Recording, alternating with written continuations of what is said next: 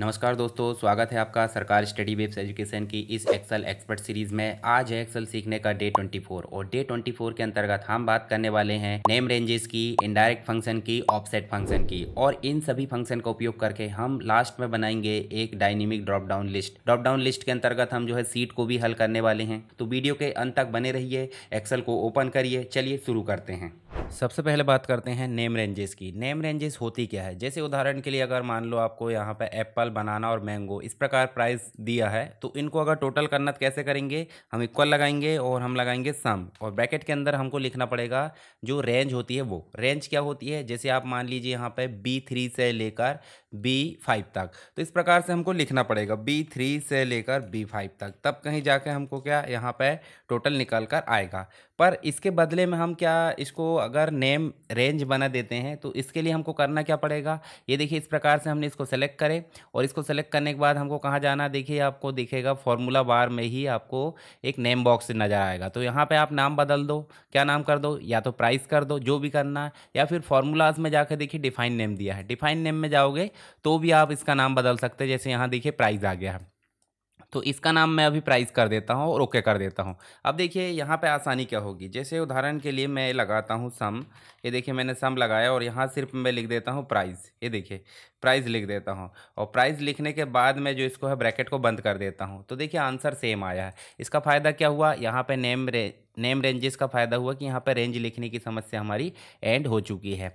अब यहाँ पे जो नेक्स्ट चीज़ हमको देखने को मिल जाती है इनडायरेक्ट और ऑफसेट, जो है डायनेमिक रेफरेंस बनाने का काम करती है। तो डायनेमिक रेफरेंस होता क्या है? तो चलिए यहाँ पे हम जो है इसके बारे में बात कर लेते हैं। तो इनडायरेक्ट के अंतर्गत एक आर्गुमेंट रहता है और एक ऑप्शनल रहता है। तो सिंपल हम जो है यहाँ पे मान लीजिए हमने देखिए यहाँ पे जो क्या दिख रहा है? एप्पल, और एप्पल के अंतर्गत देखें तो A3 दिख रहा है, और नीचे अगर चलेंगे तो A4 दिख रहा है और A5 दिख रहा है। मान लो हम यहाँ पे A3 लिख देते हैं। जब भी हम A3 टाइप करें तो यहाँ पे उसकी वैल्यू आ जाए ऑटोमेटिक, जबकि हमको टाइप करना चाहिए क्या? एप्पल। पर हम यहाँ पे टाइप नहीं करेंगे और यहाँ लगाएंगे हम क्या? इक्वल, और यहाँ लगाएंगे इनडायरेक्ट। इनडायरेक्ट लगाएंगे, और इनडायरेक्ट लगाने के बाद हमको इस सेल का एड्रेस देना है। जैसे ही हमने सेल का एड्रेस दिया और ब्रैकेट बंद किए, तो ध्यान से देखिए A3 लिखे हैं तो क्या आ गया? एप्पल आ गया। अब हम यहाँ पे A3 की जगह A4 लिख देते हैं, देखिए बनाना आ गया। A5 लिख देते हैं तो हमारे पास मैंगो आ गया। इसी प्रकार ये जो है डायनेमिक रेंज, यानी कि सेल के नंबर के अकॉर्डिंग यहाँ पे डायनेमिक टेक्स्ट ऑटोमेटिक बदलते रहता है। इसी के साथ हम बात कर लेते हैं किसकी? थोड़ी सी ऑफसेट की। इसके बाद हम जो है प्रैक्टिस शीट की ओर चलेंगे। तो ऑफसेट करता क्या है? ये भी डायनेमिक रेफरेंस बनाने का काम करता है। इसके अंतर्गत अगर बात करें यहाँ पे, तो हमको कुछ चीज़ों का ध्यान रखना पड़ता है। जैसे उदाहरण के लिए कितने सेल आगे और कितनी रो आगे चाहिए, वो हमको ध्यान देना होता है। सीधे लगाएंगे हम ऑफसेट, और ऑफसेट लगाने के बाद देखिए यहाँ पे रेफरेंस देना होता है। तो रेफरेंस आप क्या दोगे? रेफरेंस का मतलब हो जाता है कहाँ से शुरू करना। मान लीजिए आपको एप्पल से शुरू करना है, तो एप्पल का सेल एड्रेस क्या है बताइए ज़रा? एप्पल का सेल एड्रेस है A3 हमने लिख दिए, और A3 लिखने के बाद कॉमा लगाओगे तो नीचे देखो आपको दिख रहा है रो, मतलब एप्पल के बाद अगर रो चाहिए आपको नेक्स्ट, तो आप लिखोगे 1। उसके बाद और नेक्स्ट चाहिए तो आप लिखोगे 2, और कॉलम चाहिए आपको यही वाला, तो आपको क्या करना पड़ेगा? 0 लिखना पड़ेगा। अगर दूसरा कॉलम चाहिए तो 1 लिखना पड़ेगा। तो यहाँ देखिए रो और कॉलम दिया है, तो हम मान लीजिए 1 कर देते हैं। 1 मतलब ये वाली रो से हटकर कहाँ जाएगा? यहाँ पे। कॉमा लगा के हमको देना 0, और 0 देंगे तो बनाना ला देगा। अगर 1 देंगे तो 50 ला देगा। चलिए हम 1 दे देते हैं, और बाकी चीज़ हाइट और विड्थ हमको यहाँ पे ध्यान देना नहीं है। जैसे ही हमने एंटर करे देखिए 50 आ गया है। देख रहे हैं आप? मतलब एप्पल था, एप्पल के बाद 1 रो नीचे आया, और 1 रो के बाद 1 कॉलम कहाँ गया? नेक्स्ट आ गया, यानी कि 50 आ गया। अगर मान लो इसकी जगह हम कर देते 0, तो देखिए 0 जैसे करते हैं देखिए बनाना आ गया। तो इसका मतलब है नेक्स्ट रो बस चला है, कॉलम नहीं चला। कॉलम को उन्हें 0 रहने दिया। फिर से अगर मान लो हम 2 लिख देते हैं, तो 2 लिख देते हैं रो में, तो यहाँ देखिए मैंगो आ गया, यानी कि एप्पल के बाद फर्स्ट और सेकंड रो यहाँ पे देखने को मिल जाती है। तो इस प्रकार से आपका इनडायरेक्ट और ऑफसेट काम करता है। अब हम बात कर लेते हैं जो प्रैक्टिस सीट है उसके अंतर्गत। तो प्रैक्टिस सीट के अंतर्गत हम बनाएंगे डायनेमिक जो ड्रॉप डाउन लिस्ट होती है, जिसके अंतर्गत डिस्ट्रिक्ट की लिस्ट बनाएंगे। तो हम सीधे यहाँ पे एक क्या लेते हैं? एक सीट ले लेते हैं, जिसमें हम जो है नॉर्मली अगर देखें तो हम कुछ स्टेट टाइप कर लेते हैं। स्टेट टाइप ना करके हम सीधे एक कॉलम छोड़ देते हैं, और यहाँ पे हम टाइप कर लेते हैं क्या? मान लीजिए इंदौर है, ठीक है, भोपाल है, छिंदवाड़ा, इस प्रकार से टाइप कर लिए। और उसके बाद दूसरे में हमने टाइप कर लिए लखनऊ, मतलब दूसरे स्टेट के जो ज़िले हैं उनको हम टाइप कर लेते हैं। यहाँ पे हमने कर लिए कानपुर और फिर कर लिए हमने वाराणसी। नेक्स्ट जो आपका डी है, और डी में आपको क्या टाइप कर लेना है, मुंबई टाइप कर लो। मुंबई के बाद पुणे, ये महाराष्ट्र के डिस्ट्रिक्ट है, और यहाँ पे नागपुर टाइप कर लो। अब इनकी हम सेल रेंजेस बना देते या नेम रेंज बना देते। तो नेम रेंज के अंतर्गत हम सीधे इस प्रकार से सेलेक्ट करें, और देखिए यहाँ पे आप जाकर बना सकते हैं, या फिर मैंने बताया था फॉर्मूला में जाकर डिफाइन नेम कर दो। तो यहाँ पे इसका नाम कर दो क्या आप, एमपी। ठीक है, देखिए या कैपिटल में लिखोगे, ध्यान रखना ऑलरेडी एग्जिस्ट है बोल रहा वो, तो यहाँ पे आप एमपी की जगह और कुछ करो बोल रहा है, ऑलरेडी एग्जिस्ट है नाम, तो हम यहाँ पे नॉर्मली कर देते हैं क्या, MP1 कर देते हैं। ठीक है, चलिए यहाँ पे नेम करेक्ट MP, और यहाँ पे लिख देते हैं अपन डिश। ठीक है, या फिर नॉर्मली हम जो है MP को स्पेस देके लिख देते हैं M और P।